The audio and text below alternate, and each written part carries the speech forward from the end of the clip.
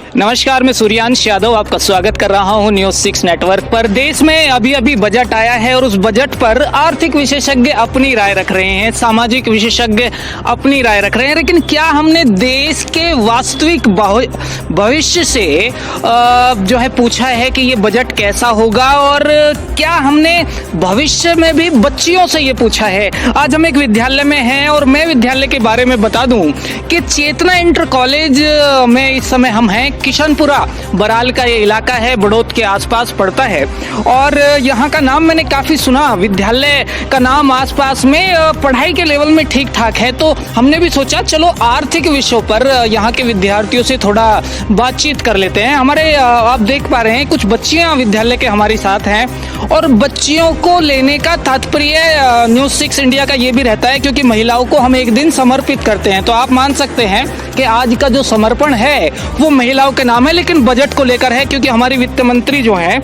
वो खुद भी महिला शक्ति को रिप्रेजेंट करती हैं। तो हमारे साथ कुछ बहनें हैं, आप अपना नाम बता पाएंगी?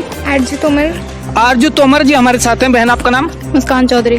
तो दो बहनें बड़ी हिम्मत जुटा कर आई कि चलिए भैया हम आपसे बजट पर बात करते हैं। आप देख रहे हैं बहनें बहुत सारी हैं, लेकिन वो जो हिम्मत, वो ताकत, वो बात, वो विश्वास होना चाहिए, वो शायद सब में होता नहीं है। तो मैं आपसे ये जानना चाहता हूँ, आप अभी जो है विद्यालय में हैं, बजट शब्द का अर्थ क्या है? आप पढ़े हैं कहीं? ये सर, बजट फ्रांस भाषा के शब्द से बना है जिसका अर्थ होता है चमड़े का थैला। हाँ, बजट वो बच्ची बता रही है कि एक फ्रेंच भाषा का शब्द है। तो अभी अभी जो बजट आया है, हालांकि मैं नाम ले चुका, लेकिन जरूरी नहीं है कि उनके पास पहुंचा होगा। किसने प्रस्तुत किया है और कौन वित्त मंत्री हैं अभी भारत से? बजट हमारी वित्त मंत्री निर्मला सीतारमण ने पेश किया है और वही हमारी वित्त मंत्री हैं। बहुत अच्छी बात है। मैं आपसे एक सवाल लेता हूं कि वो जो बजट 21-22 आया है उसमें कोई तारीख निश्चित है कब हमारा बजट प्रस्तुत होता है, और क्या ये निश्चित है कि कब से कब तक हमारा वित्तीय वर्ष होता है? अगर आप थोड़ा बता पाएं। जी, इस वर्ष की अवधि 12 महीने की होती है। 1 अप्रैल से 31 मार्च तक का इसका समय होता है और ये 1 फरवरी के पहले कार्य दिवस को पेश किया जाता है। मैं ये पूछ रहा हूँ, आपने कहा कार्य दिवस, व्हाट यू मीन बाय कार्य दिवस? जिस दिन संसद चल रही होती है, जिस दिन संसद में काम होता है और जिस दिन संसद में कार्य होता है, उसी दिन को कार्य दिवस होता है। मैं अपने दर्शकों को बता दूं कि ये जो कार्य दिवस का मैटर है, आपने देखा होगा कि कुछ अवकाश वाली जो दिन होते हैं, जैसे मान लीजिए शनिवार है या रविवार है, तो उस दिन हमारा जो संसद है वो कार्य रूपांतरित नहीं कर रहा होता। तो कार्य दिवस का मतलब है कि फरवरी का वो पहला दिन जिसमें संसद या लोकसभा जो है अपना कार्य कर रही हो। मैं आपसे ये जरूर पूछना चाहूंगा कि जो ये बजट पारित हुआ है, इसे एक बच्ची देश का कल कैसे देख रही है? मतलब क्या अच्छा क्या बुरा, अगर आप मुझे थोड़ा बता पाएं। इस जो हमारा बजट पास हुआ है, इसे कोरोना काल के चलते हुए जो हमारी अर्थव्यवस्था अस्त व्यस्त हो गई थी, तो उसको अर्थव्यवस्था को सुधारने के लिए जो उसमें कमियां आई हुई हैं, जो हमारी आर्थिक वृद्धि रुक गई है, उसको बढ़ाने के लिए, भविष्य की मांगों को पूरा करने की तरफ से और ये बजट पेश किया गया है। इस बजट में सभी वर्गों के लिए, लोगों के लिए कुछ ना कुछ हुआ है, जैसे कि हमारे शिक्षा क्षेत्र, स्वास्थ्य क्षेत्र, सामाजिक वर्ग, यानी हमारे जो बुनियादी ढांचा है उसको अच्छे प्रकार से बनाने के लिए उद्देश्य से हमारा बजट बहुत महत्वपूर्ण बजट पेश हुआ है।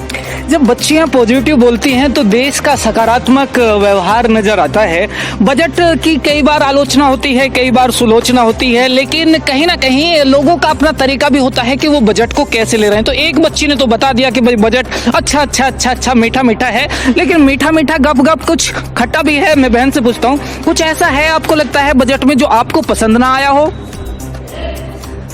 जी, इस बार जो बजट में पेश हुआ है, इसमें वैसे तो सभी वर्गों के लिए सब बहुत कुछ है किया गया है, पर हम ये भी तो देख सकते हैं ना कि जैसे कोरोना काल है, इस कोरोना काल के चलते बहुत बजट, हमारा जो जीडीपी है देश की बहुत गिर चुकी है। इसको भी कंट्रोल में करने के लिए कुछ सख्त कानून भी बनाए गए हैं, तो मुझे नहीं लगता इसमें ऐसा कुछ भी गलत है।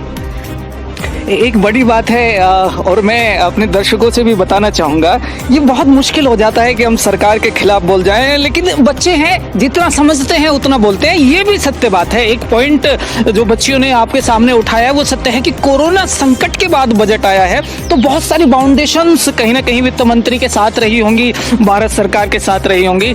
तो मैं ज़्यादा लंबा इन बच्चों को ले नहीं रहा हूँ क्योंकि इनकी क्लास भी है और क्लास के बीच में ये बच्चे आए हैं। तो भाई आप सभी का मैं जो है एक बार अगर भाई साहब दिखा पाए पूरी क्लास को, सभी का आपका बहुत बहुत धन्यवाद। आपने इतना समय निकाला है और बजट जैसे गंभीर विषय पे आपने चर्चा की है न्यूज़ 6 नेटवर्क से, तो आपका धन्यवाद। Thank you. आपका भी धन्यवाद। Thank you. धन्यवाद भाई।